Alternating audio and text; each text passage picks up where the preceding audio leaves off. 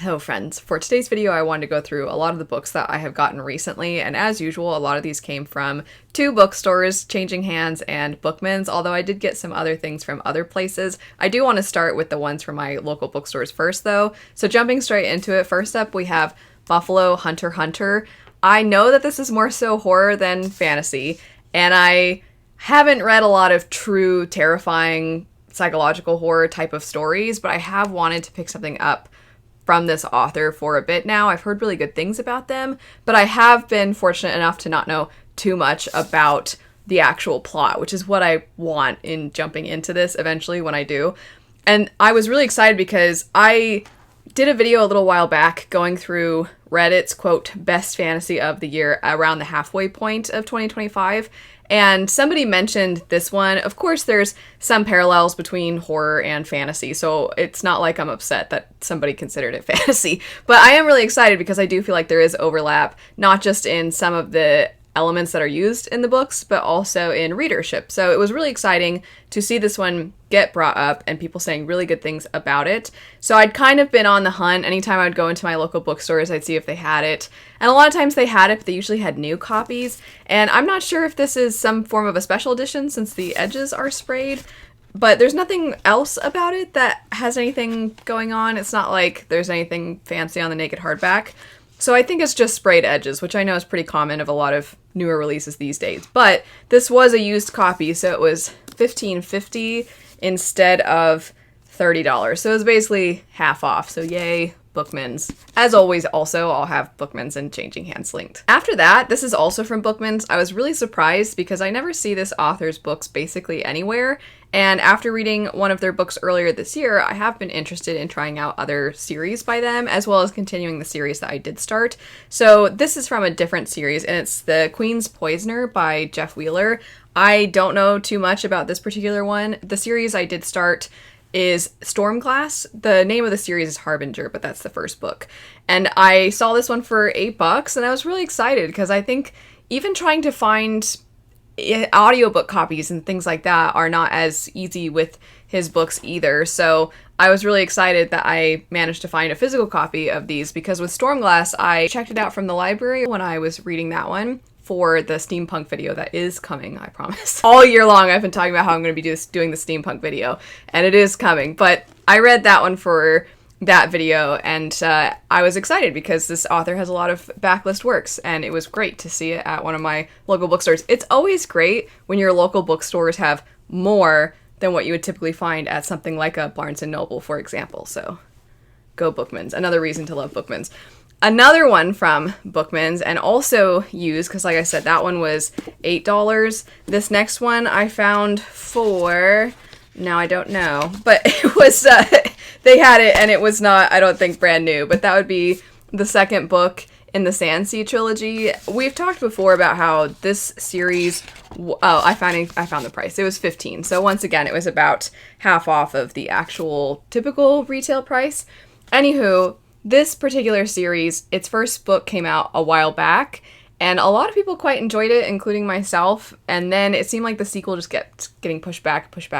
So I will probably at some point reread the first one and then jump into the second one. And I have tried to not pick up buy books, I should say, if I haven't read them first, but if it's a series and I liked the first book in the series, then I feel pretty comfortable, especially if I find it on sale, picking up the next one. Plus, we had credits, so I didn't feel bad in that sense either. Also, we're kind of in trouble right now because if you saw, I did an unhaul as well, and we've recently acquired a lot more store credit, and I have to be diligent about what I use the store credit for. Sean and I both kind of try, because we in the past, when we'd have store credit, we would very much be like, well, we have store credit, might as well get it. And now the both of us are kind of trying to be like, well, maybe I should wait, I can get this from the library. But like I said, when it's a series where it's a next one and I liked the first, I don't feel so bad about it. This next one though, also from Bookman's, kind of goes against that, but I just don't know if I've seen this anywhere else, and I felt like this would be a good time to get a copy of this. Somebody also recommended this to me, one of you. Regardless, a lot of you know I picked up the light novels for Apothecary Diaries this last year and fell in love. It is not the easiest to get into because it is such a different format than a lot of us are accustomed to. It's translated, so you kind of have to go in giving it some grace about some of the translation things and such. But I discovered that, even though I haven't watched the anime yet, that Lord of Mysteries also, it seems, was based off of a novel, maybe even light novel. I'm not sure, because this is much bigger than Apothecary Diaries, so I don't know exactly the format. But regardless, Bookman's had this. And I was like, okay, I see this nowhere, so I feel like I have to get it. This one I do not think was on sale, but I didn't mind because of the credit factor. Yeah, no, it was not. It says new on the little sticker on the back. So it was $20, but that's actually not too bad considering how expensive a lot of books are these days, and it's pretty chunky. So I am excited that I found a copy of this. Next year, which I'll mention, I think I have yes, I do, in my little stack next to me. Next year, I am planning to, off of my friend's recommendation, start Heaven Official's Blessing, and then I do want to try more light novels because I like manga and I like books, and I feel like light novels are almost an in-between of those two things. So I do want to try to mix them into my reading here and there next year, especially because there's going to be an Apothecary Diary-sized hole that I need to fill. So this one I'm hoping will do the trick alongside Heaven Official's Blessing. Next up, we have The Hexologist. This is one that I could have gotten from my library because I've seen it from my library many times, but it was on sale. It was $10 because it was a used copy. So it was $10, and I've gotten this recommended to me so many times. I have high hopes. I know I like this author's writing, and I am really excited because I've heard that the main characters are actually a married couple, and that's very different from what we typically get. It'll be really fun to see how they work together, because I think a lot of times we have such a huge emphasis on characters that are falling in love. We also have, a lot of us, I think, appreciate having friendships as some of the main characters in the story. Or you get the ragtag group of characters that end up going on a quest or accomplishing some kind of heist. But having a married couple is very different. So I am curious to see how the story navigates that. And I also, just in general, am excited to see this story because I haven't read anything by this author since, what is the Tower of Babel, the Books of Babel. I haven't read anything since then, so I am curious to see what this next series is like. Switching to Changing Hands instead of just Bookman's, this next one was actually quite pricey. And pretty much all year long, I've been holding on to a gift card that one of my friends got me, and I kept doing that thing I was describing before where I was like, even though I have credit, you know what? No, I can wait. I can get that from the library, or I can try to find the audiobook on one of the library apps or something. So I kept putting things off. And then one of my friends recommended this to me and said immediately it was very much affecting her, and in a good way. It was really evoking a lot of emotions, and I said, say no more, I'm gonna find it. I think I went to the bookstore that day, and that would be Braiding Sweetgrass. They did have a paperback copy of this also at the bookstore, and the paperback copy was, it looked pretty similar, and it was a lot less money, but the reason I went with this one is because, well, hardbacks, first off, tend to protect the books a little bit better, but also, kind of as a random thing, the material of the paperback had almost this quality to it, similar to, if any of you like to sketch, there's certain kinds of papers that are more purposefully textured so that you can get a certain look and a certain effect. And it felt like that, but the problem with those kinds of books that are paperbacks is it's so easy, if your fingers have even a little bit of something on them, to smudge. And since the color was sort of the same faded cream color, I knew that I would get it dirty, especially, random side note, as somebody who has dark hair and uses dry shampoo. If you don't know what dry shampoo is, it's like something you can put in your hair so that it stays fresher longer between washes. And they typically have kind of this white cast to them, and if you have dark hair, it just looks like you have a bunch of white stuff in your hair. So this is such a random thing that's so unrelated to books, but it is related in this instance. But since I have dark hair, they do make dry shampoo for people with dark hair, and that way you don't get that white filmy look in your hair. But because sometimes when I have dry shampoo in my hair, if I fluff my hair or anything, even if you don't notice it, it will get on your fingers, and I'm like, ugh, I just know I would get dry shampoo on it. So I went with the nicer edition, and it's a really beautiful book. It has the deckled pages, which I know is not everybody's favorite thing because it kind of makes turning the page difficult and whatnot. But I am really excited to eventually jump into this one and see what all of the emotional turmoil that my friend went through, kind of find that out for myself. A number of the rest of these I either got with credit that I had on Pango, or what I like to do with Book of the Month, because I've mentioned before, I actually do have my own Book of the Month account, is a lot of times, unless there's something I'm really interested in, I'll kind of just hold on to credits. And then if there's some kind of video project I want to do, then I'll go and look at Book of the Month and see which books they have that I want to do for certain video projects. And then I'll just use a lot of the credits I've stored up to get a lot of these books. So I did that for a number of these, and one of the projects I'd like to do in 2026 is read through everything that was nominated for the Goodreads Choice Awards for the fantasy category. I've read a decent amount of them. This is one of the few times where, because sometimes there are books that are a number into a series, and this is one of the few times where the ones that were, like Wind and Truth, for example, I've already read. So a lot of the rest of them are first in series. The only one that I didn't worry about grabbing was Thief of Night, because I was like, I'll get that from the library. I am not. I don't need a physical copy of that book as part of my home library, because I didn't like the first one. But anyway, so I did that for a number of them. This one was from Pango, not from Barnes & Noble. Whoever got it before had it from Barnes & Noble, hence the sticker. But I got this one from Pango. I also got the Joe Hill one from Pango. I saw some people tell me, because I was like, I didn't realize that was fantasy, and some people were like, I didn't think it was, and I read it. So it seems like maybe some people think it wasn't properly categorized. Sorry if I'm shaking the camera, by the way, and grabbing these. I also got Our Infinite Fates, which technically was not part of the adult fantasy, but I think one of the people who was selling on Pango had a deal where if you spent a certain amount, you'd get free shipping or something like that. And it was enough where I'm like, well, either I spend the money on shipping or I just spend the money on another book.